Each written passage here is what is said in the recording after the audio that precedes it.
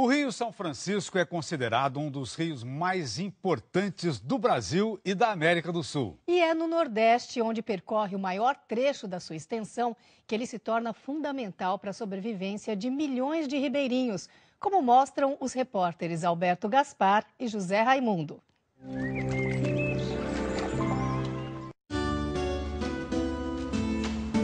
Fonte de generosidade, que mata a fome e a sede, que produz riqueza.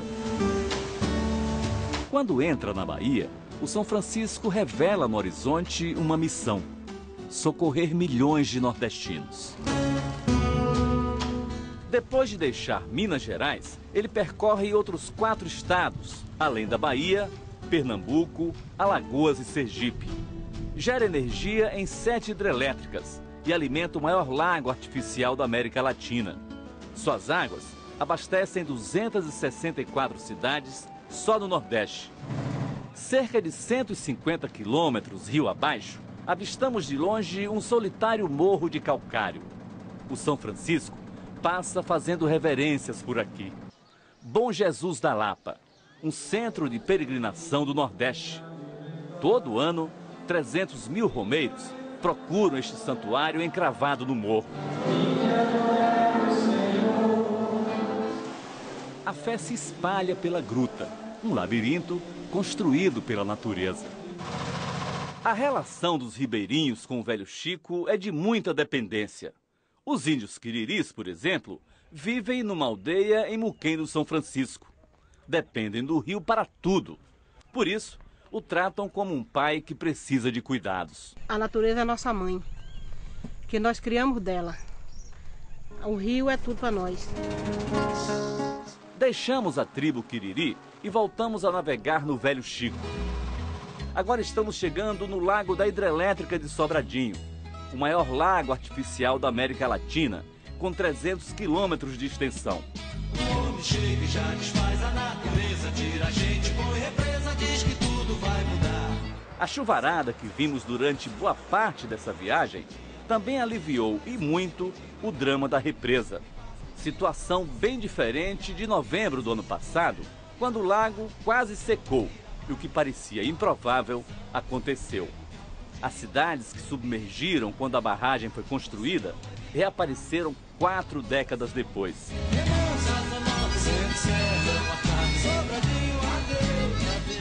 Acompanhamos Dona Mara no final de 2015, voltando à velha Casa Nova e revendo emocionada o lugar onde nasceu e passou parte da vida. Nunca imaginei que eu ainda fosse ver pedaços, fragmentos desse chão que eu amei tanto, que eu amo até hoje. 3 meses depois, voltamos com Dona Mara ao mesmo lugar. E a antiga cidade já tinha sumido de novo. Hoje eu me sinto, apesar de com saudade de minha terra, mas eu me sinto feliz de vê-la assim, coberta d'água. Com a volta da chuva, o nível da represa se recuperou rapidamente. E com mais água, mais trabalho. O Vale do São Francisco é um dos mais importantes celeiros da fruticultura brasileira. Os pomares empregam 250 mil trabalhadores e produzem quase 1.500.000 toneladas de frutas por ano. O Vale é o maior polo nacional de produção de manga. A região colhe mais de 750 mil toneladas a cada safra. E também se torna um importante produtor de uva, com mais de 250 mil toneladas por ano. O mercado brasileiro consome 90% da uva produzida aqui no Vale do São Francisco. E essa variedade aqui, que é uma uva fina de mesa, sem semente, é uma das mais procuradas. Agora atravessamos o São Francisco e fomos a Pernambuco para conhecer o projeto Nilo Coelho, o maior do perímetro irrigado. Ele fica no município de Petrolina e reúne mais de 2.300 produtores. Com o sistema de irrigação, a colheita da uva pode ser programada, como explica o produtor e agrônomo Silvio Medeiros. É uma região fantástica, em qualquer época do ano é possível produzir. Essa é uma grande vantagem competitiva que nós temos. Entre Juazeiro e Petrolina, o velho Chico transforma suas águas em vinho. 90% a 95% dos vinhos da região são vinhos jovens para serem consumidos 2 anos.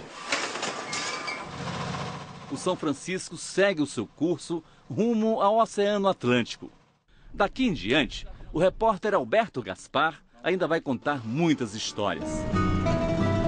O São Francisco que se vê logo abaixo da barragem de Sobradinho tem um caprichoso bordado, um emaranhado de ilhas. Aqui, religiosos foram linha de frente no início da colonização portuguesa. No município pernambucano de Orocó, tanto a capela que se vê ao longe, de São Miguel, como esta igreja que dá nome à ilha de São Félix, são velhas de muitos séculos. A igreja sofreu várias reformas, mas conserva parte da estrutura original, de pedras do rio. O santuário é protegido e cultuado pelos agricultores e pescadores que vivem ao redor. Depois dos primeiros exploradores, a ocupação da região se consolidou com a criação de gado. Houve um momento em que o São Francisco chegou a ser chamado de Rio dos Currais. Séculos atrás eram centenas e centenas ocupando as margens e que também penetraram pelos sertões. Ideia antiga é a transposição do São Francisco, que vai saindo do papel.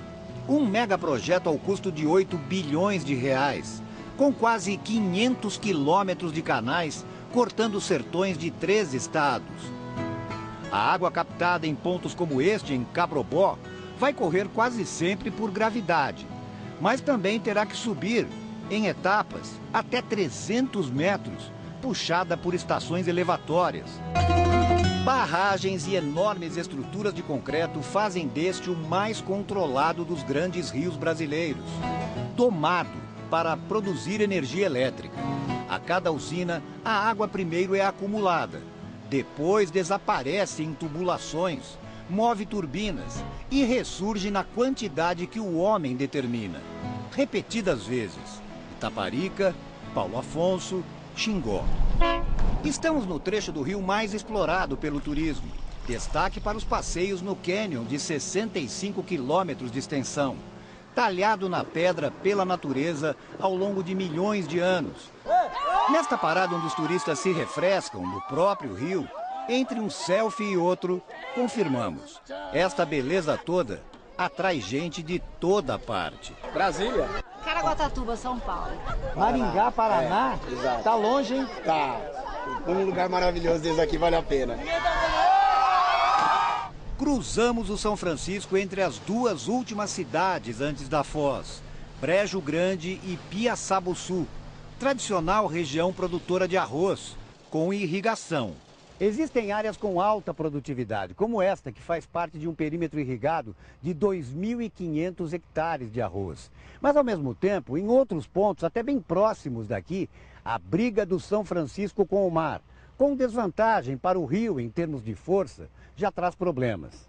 Aqui a terra chegou a ser preparada, mas seu Joaquim desistiu de plantar. Medo da água salinizada. Qual era o risco? De inviabilizar a atividade, matar a planta do arroz. E aí a gente ficou com medo e aí optou por aguardar pelo período de chuva. O Rio São Francisco vai bater no meio do mar. Ao contrário do que diz a música, hoje é o mar que está batendo no meio do rio. Cada vez mais, dizem as pesquisas. Mostra a entrada dessa cunha salina, certo? Da Foz até mais acima de Piaçabuçu. Que dá aí que distância? 15 quilômetros.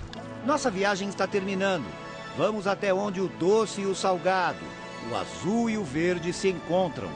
O nome do barco que nos conduz, Vespúcio, é homenagem a quem botou no mapa o rio que os índios chamavam de Opará, rio-mar na língua tupi, o navegador Américo Vespúcio.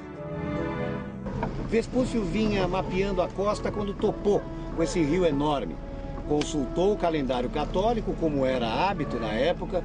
Estava lá, dia de São Francisco de Assis, 4 de outubro de 1501, exatamente um ano depois do descobrimento de Cabral, que tinha dado à terra o nome de Vera Cruz. É isso mesmo, rio de tantas histórias, de tanta gente, de tantas caras, no fundo, rio de todos os brasileiros. O São Francisco já era São Francisco antes do Brasil ser Brasil.